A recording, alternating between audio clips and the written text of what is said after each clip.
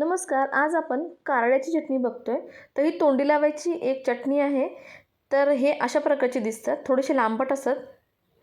हे काळे असे भुऱ्या कलरचे असतात. ते तुम्हाला बाजारात मिळून जातील. जे कोल्हापूर साईडचे असतील त्यांना हे कारळे माहिती असतील किंवा काळे तीळ म्हणू शकता.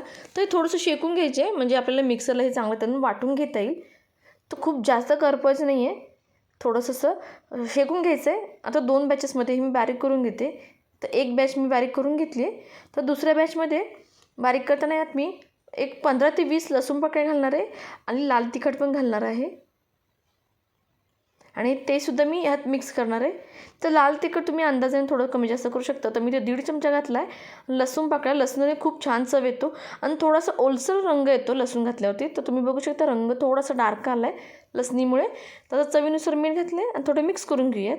आणि ही चटणी तोंडी लावायला खूप छान लागते. त्याचबरोबर तुम्ही आळूच्या वड्या किंवा कोथिंबीरच्या वड्या किंवा आपण बेसन पिठाच्या ज्या वड्या असतात त्याच्यावर जर घालून घातलं तर खूप छान चव देतात. व्हिडिओ आवडला असेल तर नक्की लाईक करा, शेअर करा, चॅनलला सबस्क्राईब करा. थँक्यू.